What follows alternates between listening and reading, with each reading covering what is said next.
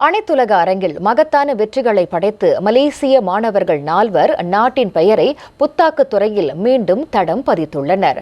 Bangkok புத்தாக்க விருது விழாவில் 2 தங்கப் பதக்கங்களையும் தொடக்கப் பள்ளிகளுக்கான பொறியியல் பிரிவில் 2ஆம் இடத்தையும் வென்ற அந்த மலேசிய மாணவர்களை மனிதவள அமைச்சர் டத்தோஸ்ரீ ரமணன் ராமகிருஷ்ணன் வெகுவாக பாராட்டினார்.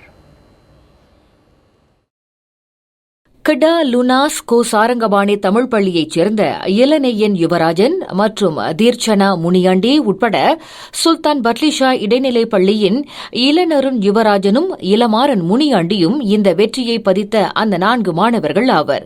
இச்சாதனை பெருமைக்குரியது மட்டுமல்லாமல் அனைத்துலக அளவில் அங்கீகாரம் பெறக்கூடிய படைப்பாற்றல் மிக்க மற்றும் பெரும் தாக்கத்தை ஏற்படுத்தக்கூடிய அறிவாற்றல் நாட்டின் இளம் தலைமுறையினரிடம் உள்ளதையும் நிரூபித்துள்ளதாக இன்று வெளியிட்ட ஓர் அறிக்கையில் டத்தோஸ்ரீ ரமணன் குறிப்பிட்டுள்ளார். குறிப்பாக அறிவியல், தொழில்நுட்பம், பொறியியல் மற்றும் கணிதம், ஸ்டாம் ஆகிய துறைகளில் இந்த இளம் இந்திய திறமையாளர்களின் ஆற்றல் நாட்டின் கண்ணியத்தையும் நற்பெயரையும் உலக அளவில் உயர்த்தியுள்ளதாக அவர் புகழாரம் சூட்டினார். இந்த வெற்றியின் பின்னணியில் சம்பந்தப்பட்ட மாணவர்களின் பெற்றோர்கள் மேற்கொண்ட தியாகம் தமக்கு நெகிழ்ச்சியை ஏற்படுத்தியதாக குறிப்பிட்ட ரமணன், இத்தகைய குடும்ப ஆதரவும் ஊக்கமுமே இம்மாணவர்களின் வெற்றிக்கு முதுகெலும்பாக விளங்கியதை சுட்டிக்காட்டினார்.